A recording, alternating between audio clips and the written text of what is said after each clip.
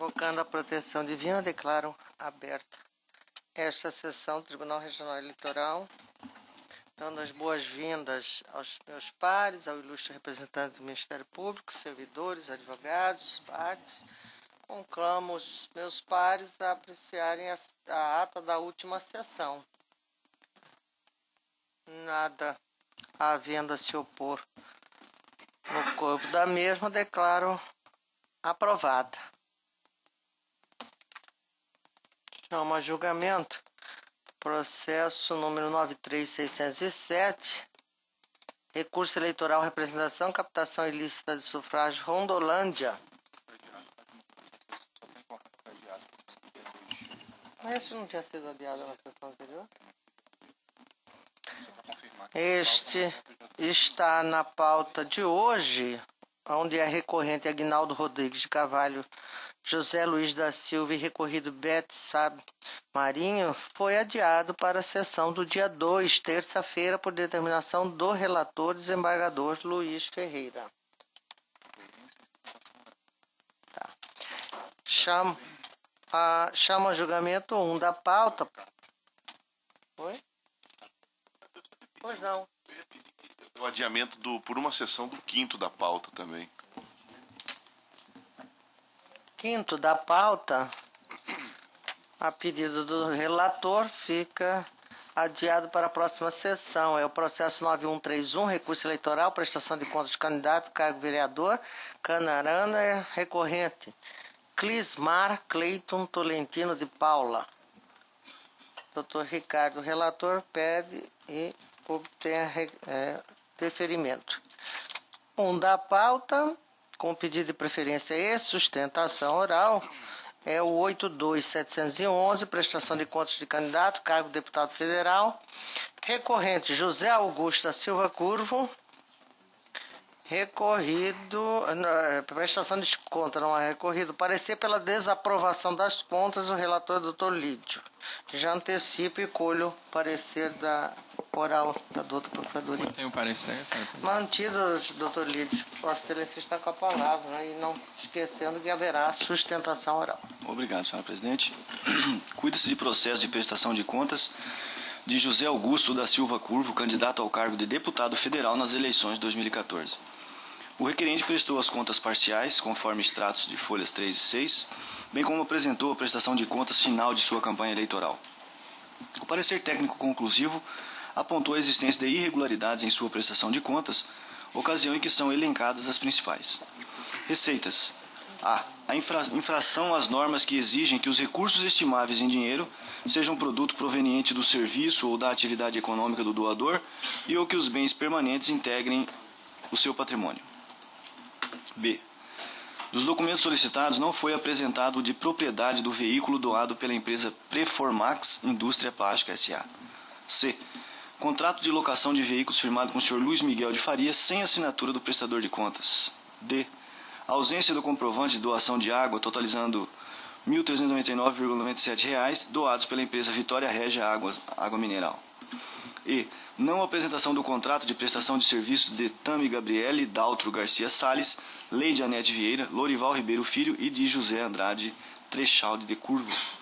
F. Doações recebidas em data anterior à entrega da principal prestação de contas parcial ocorrida em 28 de agosto de 2014, mas informada à época no valor de R$ 16 mil. G.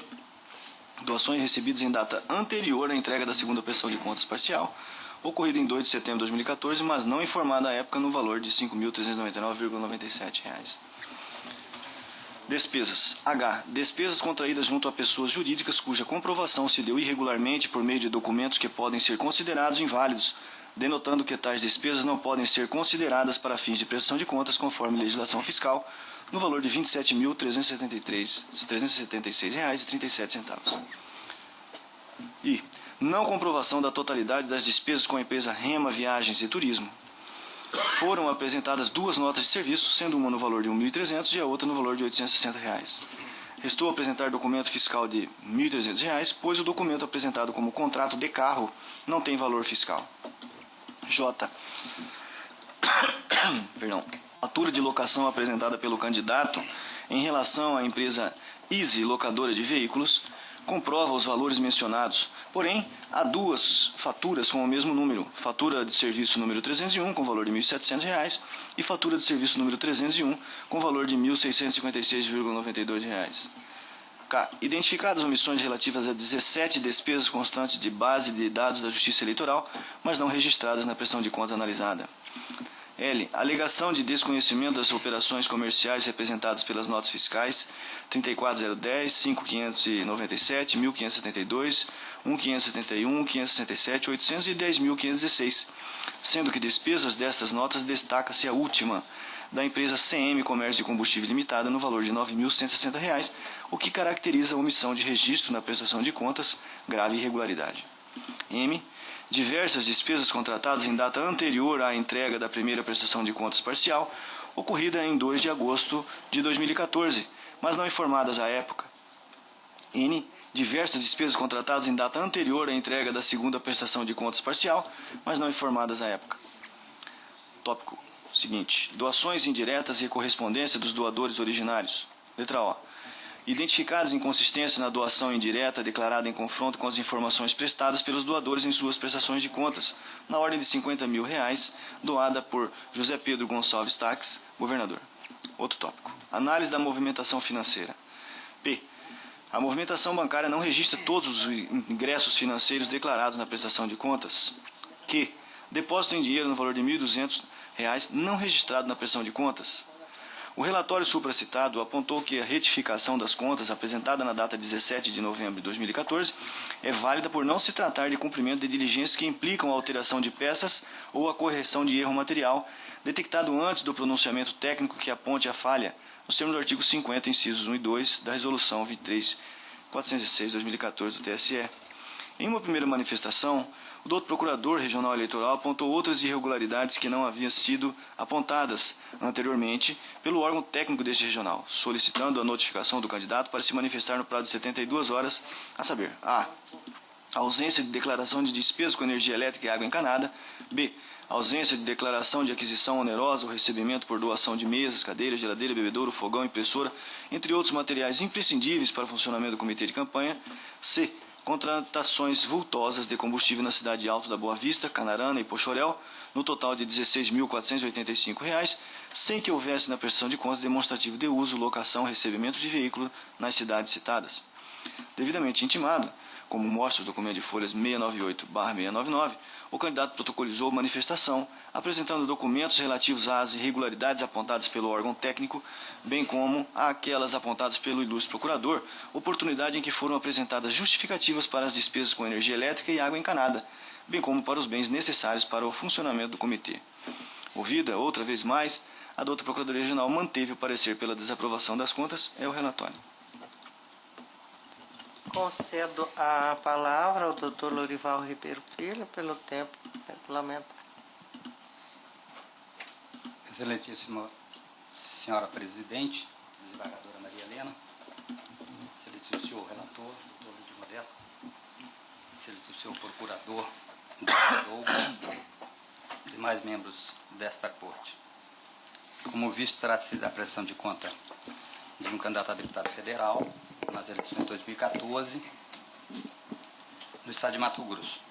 A campanha ela foi razoavelmente expressiva em relação ao valor da arrecadação e gasto de recursos.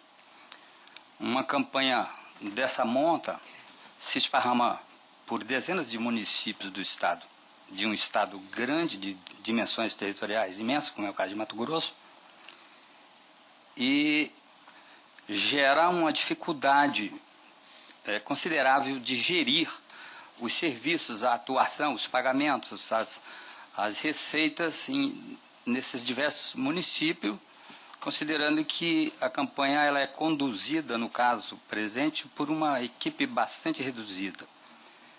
De forma que é uma tarefa que não é fácil. Ainda assim, considero que a campanha eleitoral desse candidato, ela conseguiu um desempenho que eu reputo espetacular, sob todos os aspectos. Desde o registro da candidatura até o exercício da propaganda nas suas diversas modalidades e mais naquilo que mais diretamente interessa aqui, em relação à arrecadação e aplicação de recursos e à prestação de contas. O candidato apresentou tempestivamente ambas as prestações de contas parciais. Abriu tempestivamente a conta bancária e por ela fez transitar todos os recursos arrecadados. Não arrecadou recursos de fontes ilícitas ou não identificadas. Respeitou o limite de gasto fixado pelo partido. Pagou todas as despesas com cheque ou transferências eletrônicas. Instruiu a prestação de contas com todos os documentos exigidos pela legislação. De forma que naquilo que há de essencial, os pilares da prestação de conta, dentro da sua finalidade de princípio, de conhecer a origem dos recursos e a destinação dada a eles, a prestação de contas se apresenta em condições de receber a aprovação dessa Corte. Não conheço prestações de contas perfeitas, principalmente do ponto de vista formal, documental, sempre alguma pequena impropriedade, um deslize aqui e acolá acontecem. E não é por acaso que a legislação oferece aos candidatos reiteradas oportunidades de corrigir essas vicissitudes. Assim é que os candidatos podem se manifestar sobre o relatório preliminar, podem se manifestar sobre o parecer técnico conclusivo, podem se manifestar sobre a manifestação do órgão ministerial, além da possibilidade de apresentar prestações de contas retificadoras nos casos em que a lei permite. A índole da legislação não é outra senão possibilitar que o candidato corrija eventuais falhas, eventuais deslizes. A legislação ela é bastante abrangente e bastante minuciosa e a cada dia que passa ela se torna mais rigorosa, por razões óbvias e justificáveis. Os candidatos, os partidos, por seu turno, não têm estrutura, não conseguem se qualificar a ponto de dominar essa legislação e cumpri-la da melhor maneira possível.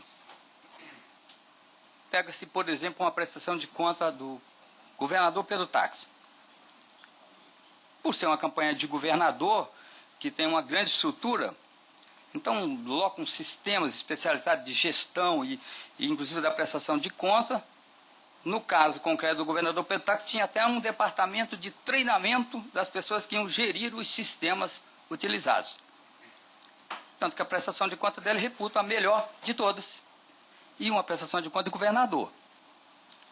É diferente a condição de um candidato a deputado federal que trabalha com equipe minúscula, sem qualificação, improvisada, e essa é a realidade da grande maioria dos candidatos. Eu lido com isso há muito tempo e falo com conhecimento de causa, né? O órgão técnico, quando faz a sua análise preliminar, via de regra, sem exceção, apresenta inúmeros apontamentos que o candidato tem oportunidade, vem, explica, comprova, apresenta documentos e deixa claro que realmente aquela ali foi uma impropriedade, uma suposta impropriedade que vem a ser esclarecida e os argumentos, as alegações comprovadas documentalmente. É o caso da prestação de contas em julgamento. Dentre todas as supostas irregularidades apontadas, apenas uma me preocupa. Não porque se trate de uma falha, de um deslize que justifique ou que oportunize a desaprovação das contas, pela maneira como foi abordada pelo órgão técnico. Falo da suposta omissão de despesas na campanha. Essa situação aconteceu com todas as prestações de contas minimamente expressivas em termos de arrecadação e gastos. Até na prestação do governador Pedro Táxi aconteceu.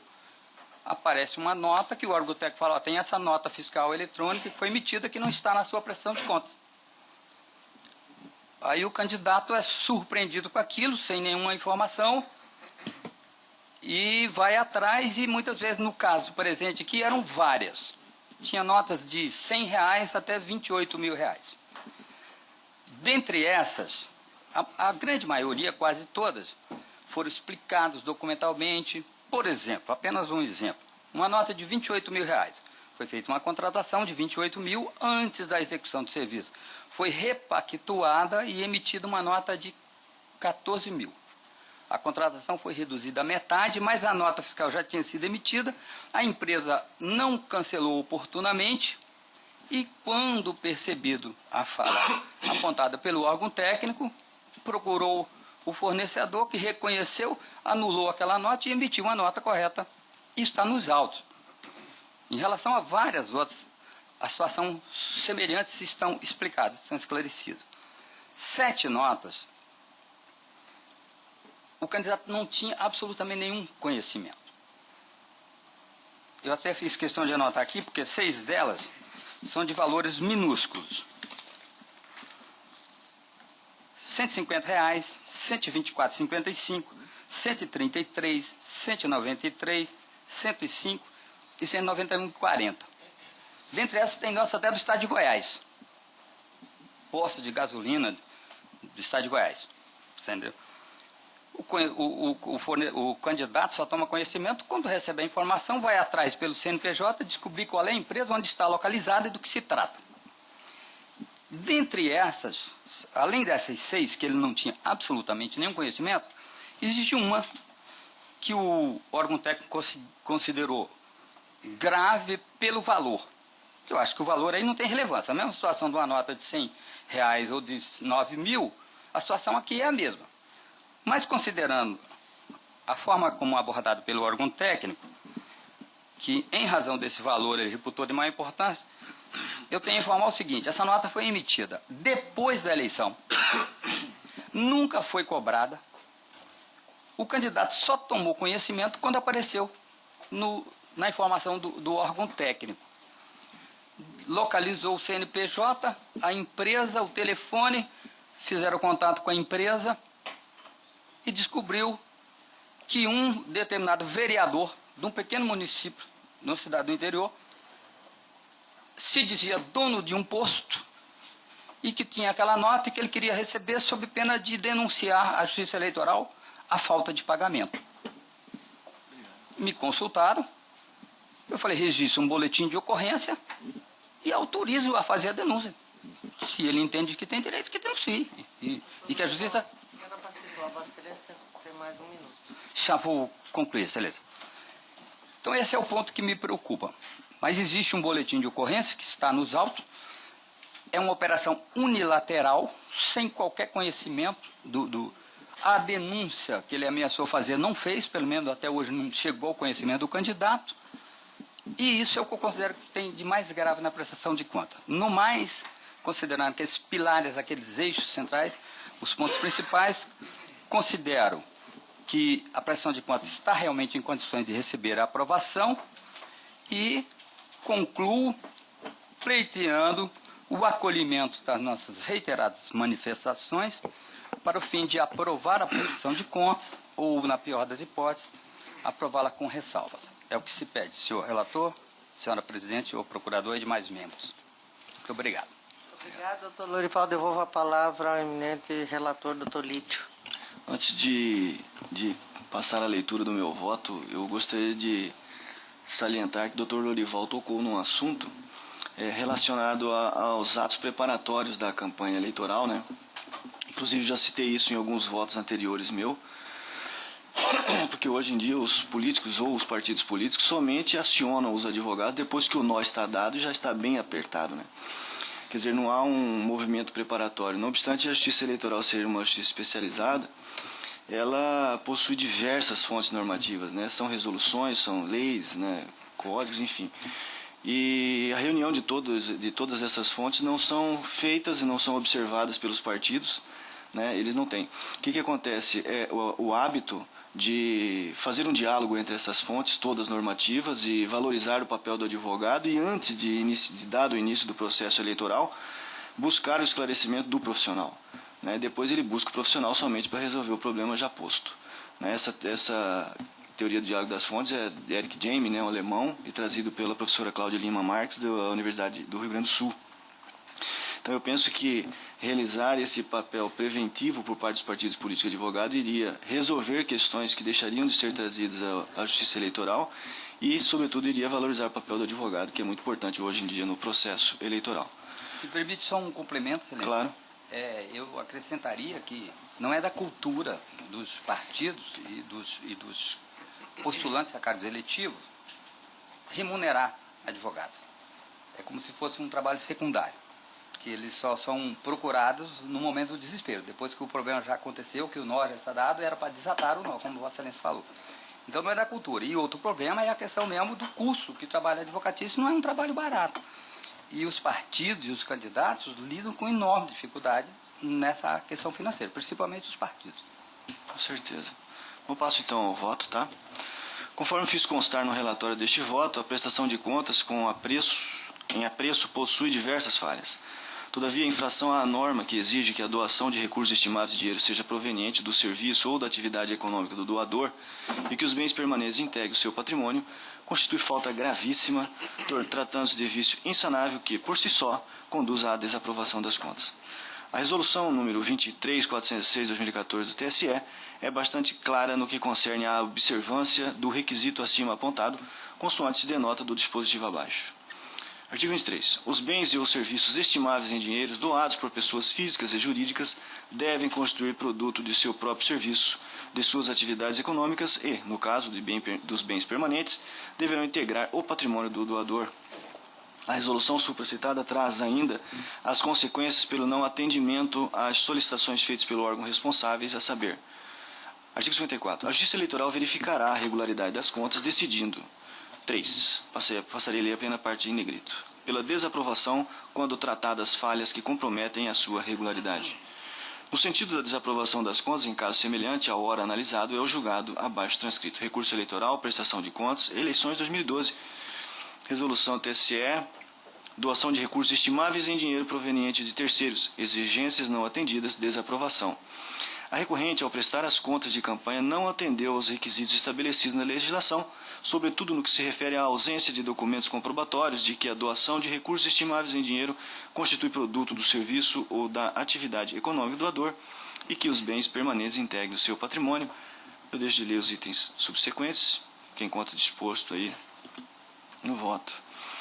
Prossigo. É mister salientar que a irregularidade acima elencada por si só já é motivo que justifica a desaprovação das contas em mesa.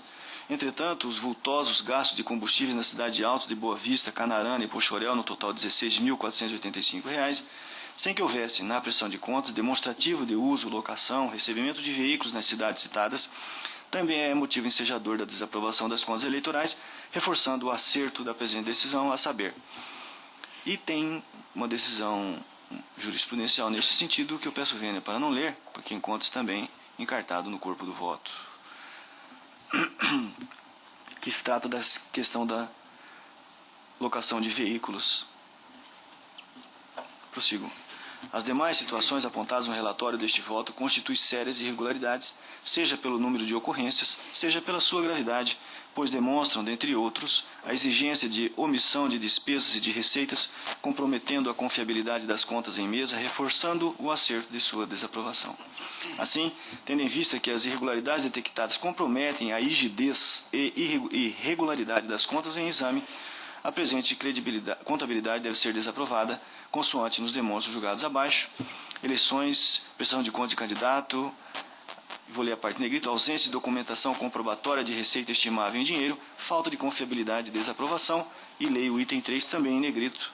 A ausência de documentação comprobatória de receita estimável em dinheiro pode ser apenas objeto de ressalva. Mas o conjunto de irregularidades não esclarecidas pelo candidato implicou na falta de confiabilidade das contas apresentadas. Prossigo na leitura do próximo, também somente a parte em negrito. Recurso eleitoral, prestação de contas, eleições, contas desaprovadas, omissão de despesas com serviços técnicos, omissão de gastos com produção e gravação de propaganda gratuita, omissão de despesas com utilização de telefone móvel. E também essas inconsistências levaram à desaprovação conforme julgamento do nosso próprio Tribunal Regional Eleitoral de relatoria do eminente colega Pedro Francisco. Convém ainda trazer à colação trecho do parecer ministerial a respeito, que leio, peço vênia ao procurador. Em que pese a justificativa do requerente, parece-nos poucos crível que realmente houve contratação de veículos em Cuiabá em quantidade suficiente para consumir R$ 16.485 em combustível adquiridos em tais urbes, principalmente se levado em consideração as grandes distâncias até a capital, Alto de Boa Vista, 895 km, Canarana, 629. Sim, em razão das irregularidades acima apresentadas, somando-se àquelas apontadas pelo órgão técnico deste tribunal e em consonância com o parecer ministerial, julgo desaprovadas as contas de José Augusto da Silva Curvo nos termos do artigo 54, inciso 3º da resolução número 23.406/2014 do TSE, é como voto. Como vota, doutor Flávio Alexandre Bertin? Obrigado, senhora presidente. Senhores advogados presentes, eu ouvi atentamente a sustentação oral do advogado e também vi a explanação do doutor relator. Segundo alguns apontamentos realizados pela minha assessoria, eu gostaria de poder ter um pouquinho mais de acesso a algumas informações para me sentir um pouco mais confortável quanto a essas questões colocadas de ambos os lados. Então, com a devida vênia ao voto do relator, que brilhantemente expôs a sua tese, eu vou pedir vista do processo. Doutor Ricardo? Desembargador Luiz? Aguardo, excelência. Doutora Vanessa?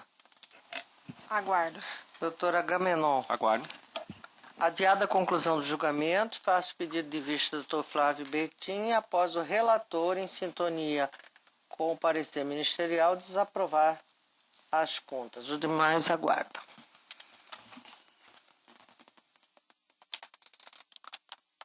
Pedido de retirada de pauta do pedido formulado pelo relator, doutor Lídio Modesto, recorrente Celso Paulo Banazensky e recorrido ao Ministério Público. Chama a julgamento o processo 148/2015, propaganda partidária, pedido de horário gratuito, rádio e televisão, requerente Partido Republicano da Ordem Social. O relator é o Dr. Agamenon Alcântara Moreno Júnior, parecer pelo indeferimento do pedido. Passo a palavra ao doutor relator. Obrigado, senhor presidente. Trata-se de pedido de concessão de horário eleitoral gratuito no rádio e na televisão para veiculação de propaganda partidária para o ano 2016 no Diretório Nacional do Partido Republicano da Ordem Social. O requerente apresentou seu requerimento, tendo na ocasião apresentado os documentos abaixo, que eu nomino aqui no meu voto. A SATP prestou informações necessárias, folhas 26 e 27. A douta Procuradoria, por sua vez, manifestou-se preliminarmente pela extinção dos autos em resolução do mérito, ante a legitimidade de causa do requerente. No mérito, opinou pelo indeferimento do pedido. Antes da realização da sessão de julgamento, o patrono do requerente formulou pedido de adesão do Diretório Regional do PROS ao requerimento do Diretório Nacional, visando sanar a ilegitimidade constatada, pedindo ainda a retirada de pauta e carga dos autos que foi deferido por esse relator. Ato contínuo, os autos foram novamente encaminhados ao setor responsável pela análise documental, o qual apontou a regularidade dos documentos apresentados. Dado nova vista a douta Procuradoria Regional Eleitoral, essa manifestou-se no sentido de restar superada a preliminar de legitimidade.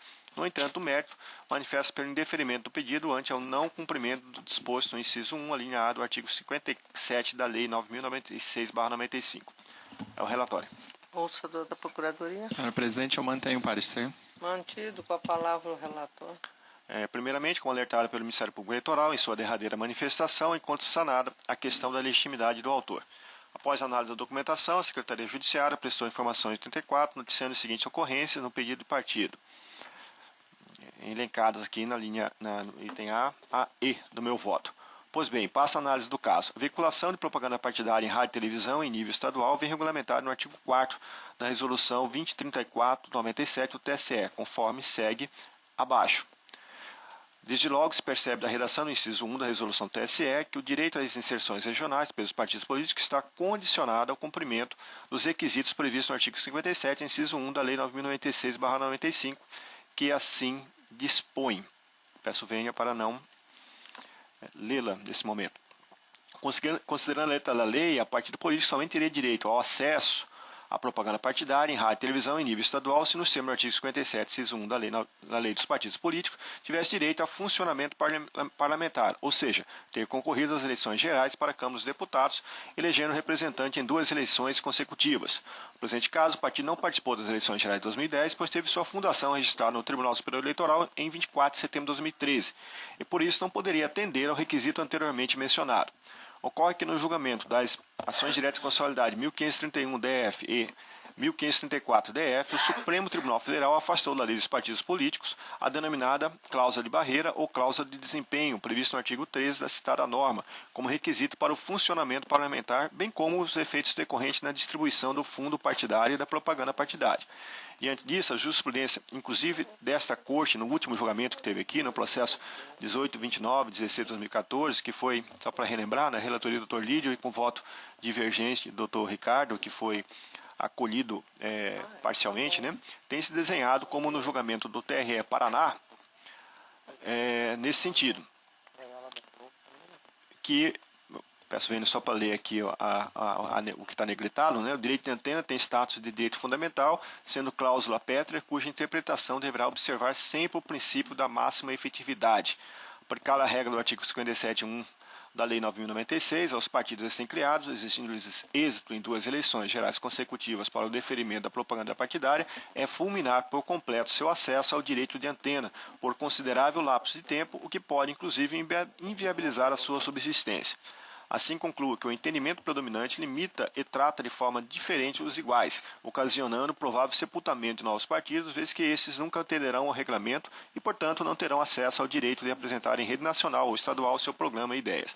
Diante disso, voto pelo deferimento do pedido de veiculação de propaganda partidária na modalidade de inserções regionais do Partido Republicano da Ordem Social, PROS Mato Grosso, para o ano de 2016, primeiro semestre, nos termos requeridos das folhas 58 e 81 e conforme planilha apresentada as folhas 85 e 87. É como voto, senhor presidente.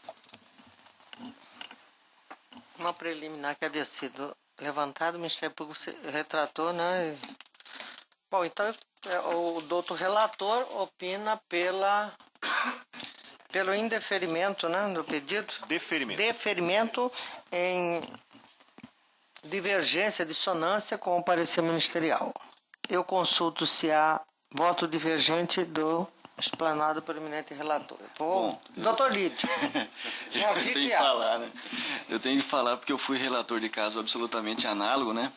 E recentemente julgado e fui voto vencido, né? Que eu votei pelo indeferimento, né? E é um partido pequeno, era considerado um partido pequeno que não tinha concorrido às 2 últimas eleições e aí, seguindo o rigorismo legal, indeferi. Mas hoje vou invocar Eduardo Couture, né, desembargador do Uruguai, que disse que luta pelo direito, mas o dia que estiver em conflito a justiça e o direito, fique com a justiça. Eu acho que é justo, né, nós podermos conceder o direito desses partidos pequenos a participar deste processo de propaganda, de modo que eu modifico o meu entendimento aqui e voto com o relator nesse caso. Ainda bem, vou até desligar, ainda mais as portas de uma caricatura da reforma. Doutor Flávio Bertin. Senhora presidente, o que mais, só apenas um comentário, o que mais me abrilhanta esse pleno e os membros que aqui o compõem é a tranquilidade que tratam assuntos como o posicionamento do Dr. Lídio, que isso é realmente enobrecedor. Esse assunto já foi muito discutido nessa questão que ele mesmo foi divergente, que eu acabei naquele primeiro momento acompanhando e voltei atrás no voto, exatamente pelo princípio que ele agora elencou. Portanto, não há dúvida em acompanhar o voto do eminente relator. Doutor Ricardo Almeida. Senhora presidente, eu tive a oportunidade de proferir o voto no precedente do tribunal e gostaria só de acrescentar que O que me fez realmente entender nesse sentido, pelo deferimento, é que hoje o sistema vigente, o sistema constitucional vigente no nosso país, quanto aos partidos políticos, é o previsto no artigo 17, que diz que é livre a criação, fusão, incorporação e extinção dos partidos políticos. Então, por mais que hoje incomoda a muitos o fato de proliferar muitos partidos políticos, né? Acho que, salvo engano, são 31 ou 32 partidos políticos, e outros tantos em fase de criação, o sistema constitucional é esse, né? E uma vez que a Constituição Federal ela permite a criação, ela dá liberdade total para a criação do partido político, nada mais justo que também dê oportunidade para esse partido político ter condições mínimas de se viabilizar politicamente no cenário nacional. E então, o que seria o correspondente a essas condições mínimas? O acesso ao direito de antena e o acesso ao fundo partidário, né? Então, até que se crie a outra situação, é uma cláusula de barreira futura, ou seja, que após a criação do partido político, que esse partido político ele tenha que, no decorrer do tempo, conquistar a cadeira na Câmara, a cadeira no Legislativo Estadual. Isso é uma outra situação. Ou seja, se aquele partido político ele vai se viabilizar ao longo do tempo. Agora, no momento da criação, é o momento que ele mais precisa ter direito. Porque nós não podemos partir do pressuposto que porque é uma legenda nova, que ela é boa ou não é boa. Na verdade, a ideologia partidária ela tem que ser... Hoje o nosso sistema é esse. Então nós temos que partir do pressuposto que, independente da ideologia adotada por aquele partido político, a possibilidade de se viabilizar ela tem que ser concedida. Então, com essas considerações, somada ao voto do eminente doutor Agamenon, eu também voto pelo deferimento do pedido no caso aí, propaganda partidária e não propaganda eleitoral, fazendo também essa distinção. Desembargador Luiz Ferreira. Senhor presidente, eu ainda estou tateando aqui em relação a essa legislação, né, aplicável ao sistema eleitoral. Todavia, a própria lógica, né, nos impõe que reconheçamos que se autorizou o partido, não é, a funcionar, tem que ter condição para ele sobreviver. Até utilizando uma frase da senhora outro dia, aqui tem que dar o cavalo e o capim, né?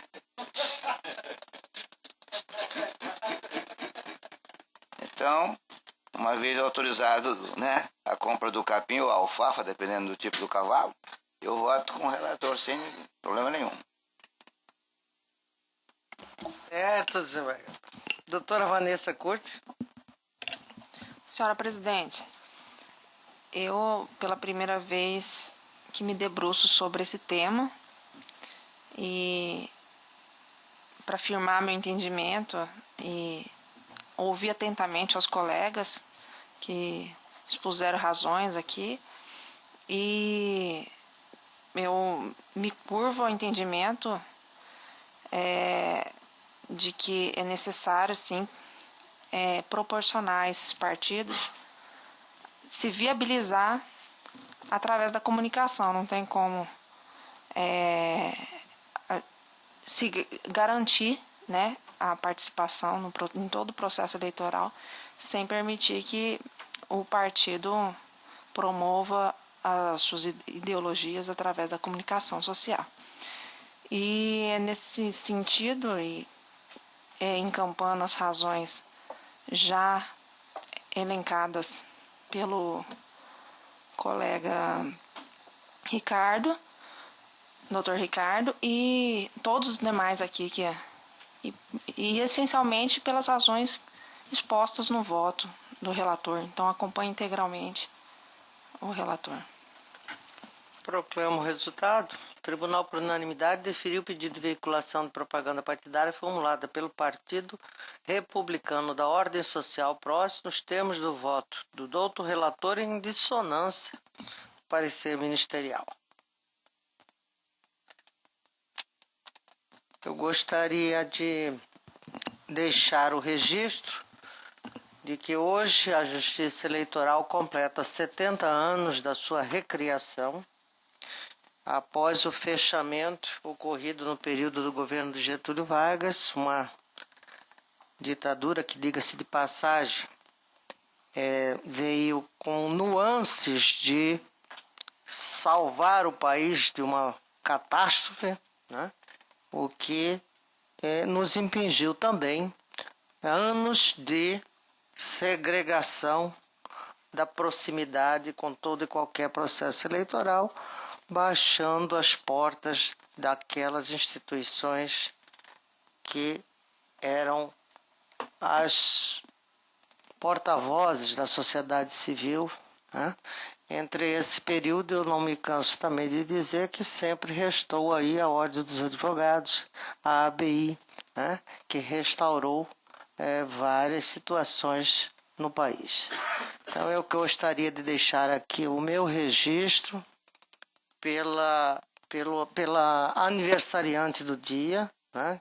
Que é aquela encarregada de aplicar a legislação e traduzir a vontade do eleitor, ou seja, de realmente fazer a democracia se materializar, e deixar também as nossas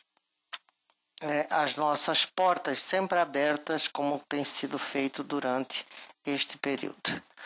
Gostaria também de fazer um registro de que o Supremo Tribunal Federal decidiu na ADI 5081 que a perda do mandato em razão de mudança de partido não se aplica aos candidatos eleitos pelo sistema majoritário, sob pena de violação da soberania popular e das escolhas feitas pelo eleitor. A decisão altera a RESP 22.610 do TSE. Agora, eu dizia aqui com o diretor que eu posso até estar enganado, que não me recordo com exatidão, mas parece-me que este assunto também ontem foi alvo de discussão na tal caricatura de reforma eleitoral. Salve melhor juiz, doutor Lídio, acho que talvez esteja mais inteirado sobre o assunto.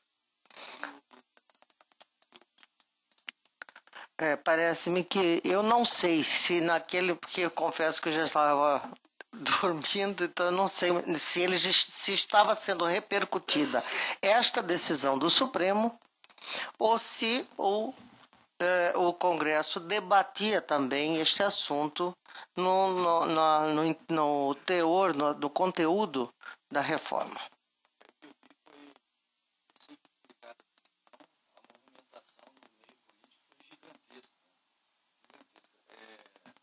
Sediar lideranças políticas de vários estados, inclusive de Mato Grosso, para migrar imediatamente entre partidos, alegando insatisfação com a conduta de alguns partidos do qual fazem parte, que teriam sido eleitos por eles.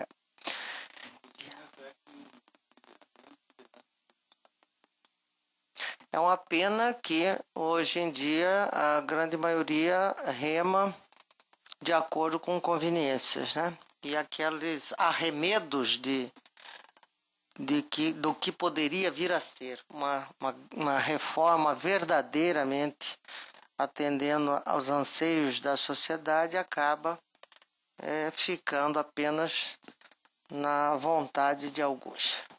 Mais alguma? Deixo aberta a palavra para alguma informação. Senhora Presidente, Pois só não. gostaria de comunicar que estarei de férias a partir de segunda-feira, e então o Dr. Marco Antônio estará representando a Procuradoria. Boas férias, que Vossa Excelência tenha um revigorante descanso e que retorne o mais breve possível para esta corte. Nada mais havendo a ser tratado, mais uma vez abraçando a doutora Vanessa, que está sempre conosco aqui a brilhantar este pleno, e agradecendo a presença de todos, declaro encerrada a presença.